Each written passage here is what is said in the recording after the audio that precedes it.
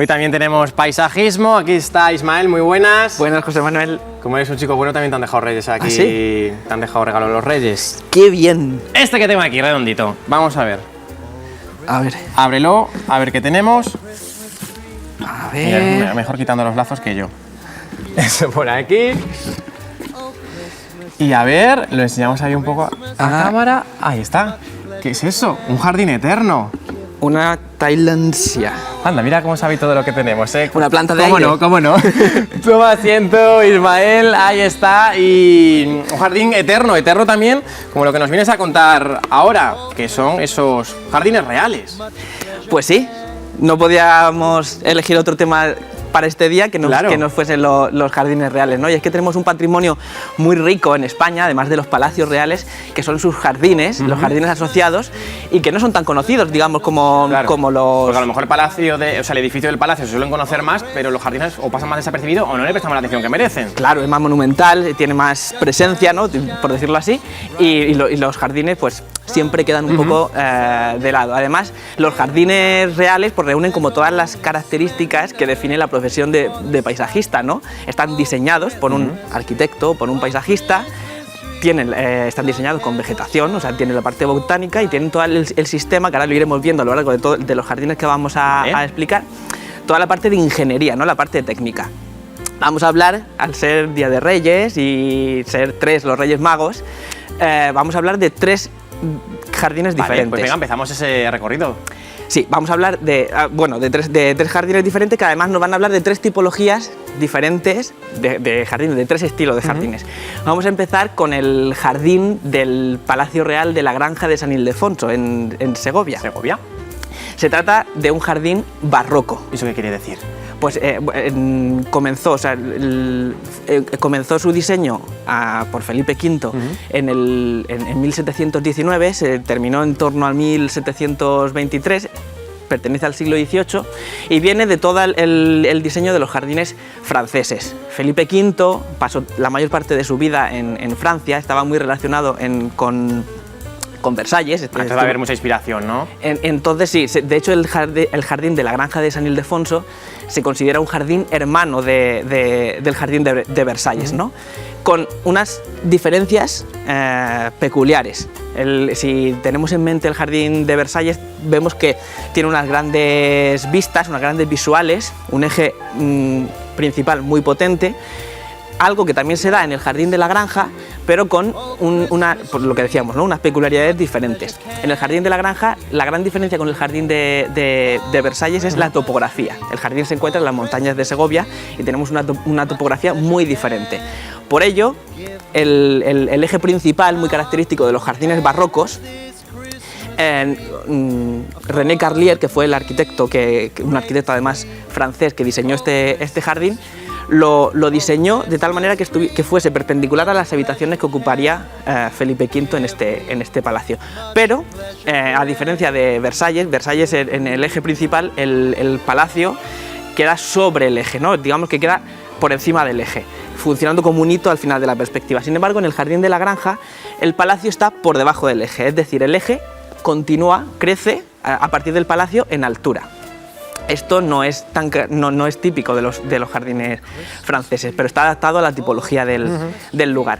Este eje principal lo que pretendía era que la visión de la naturaleza del jardín desde el palacio fuese infinita. A pesar de que la visión desde el palacio de la Granja no es infinita, porque al final te encuentras en la montaña, en los picos de la sierra, antes que nevaba más habitualmente, cuando esos picos estaban totalmente blancos, esa visión sí que era infinita, ¿no? Porque la montaña se diluía con el cielo. En Versalles tenemos muchas fuentes, no sé si también es el caso. También, además el sistema hidráulico de las fuentes de la Granja es muy similar, es prácticamente idéntico al de las fuentes de Versalles. Y de hecho es uno de los atractivos de este jardín, ¿no? Los diferentes conjuntos de fuentes que podemos encontrar. Se encuentran además agrupadas en diferentes grupos de fuentes que nos cuentan historias mitológicas. Cada uno pues, tiene un tema mitológico diferente. Interesante. Vamos a irnos con otro, Ismael. Venga, y pues el siguiente vamos a hablar, si hemos hablado de un jardín barroco, ahora vamos a hablar de un jardín renacentista. También se encuentra más o menos cerca de este, en este caso nos desplazamos hasta Aranjuez, Comunidad de Madrid. y en Madrid, y vamos a hablar del Jardín de la Isla. Se trata de un jardín renacentista y un jardín de cuadros. Cuando hablamos de un jardín de cuadros nos referimos a un jardín desarrollado en una retícula. Esto es muy característico en los palacios, en los jardines reales, porque siempre en todos los jardines hay un gradiente, es decir, digamos que está el edificio más arquitectónico, más recto, más geométrico. Entonces en la parte más cercana del jardín, aquí lo estamos viendo, que por cierto tenemos que dar las gracias a Patrimonio Nacional, que son los encargados de gestionar estos dos jardines y que nos han cedido las imágenes. Aquí lo estamos viendo, pues en las partes más cercanas del jardín encontramos esa parte más geométrica, del jardín al palacio, la parte más cercana del jardín al palacio. Encontramos esas partes más geométricas, de las que suele salir varios ejes, y a partir de esos ejes, conforme se van alejando del palacio, se va transformando todo el diseño en algo más natural, ¿no? Está ese gradiente.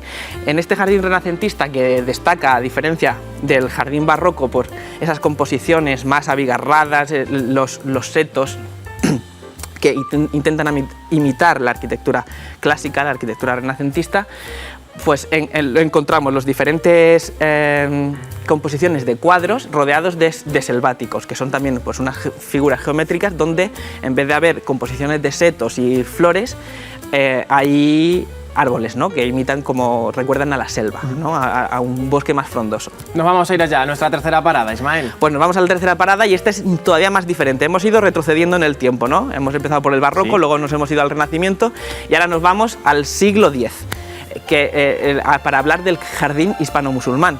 Un estilo de jardín que ya comentamos anteriormente a lo largo de todo del año pasado, porque es el mismo estilo que el jardín de la Aljafería.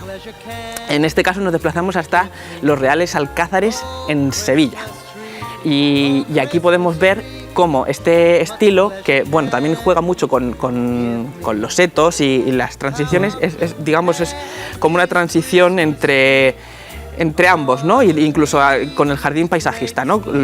Este sigue siendo todavía muy geométrico, pero combina las sensaciones. Se trata de un jardín geométrico donde precisamente las sensaciones son muy importantes. El agua en el jardín es muy importante, el olor en el jardín es muy importante, por eso todos los setos suelen ser de mirto arrayán, y incorpora determinados sistemas, como ya vimos cuando la Aljafería, como son los paseos o caminos que están elevados sobre los parterres de plantación, de tal manera que se pueda aprovechar bien el agua de riego y de lluvia, y también se puedan recoger los frutos normalmente cítricos de los naranjos o de los limoneros.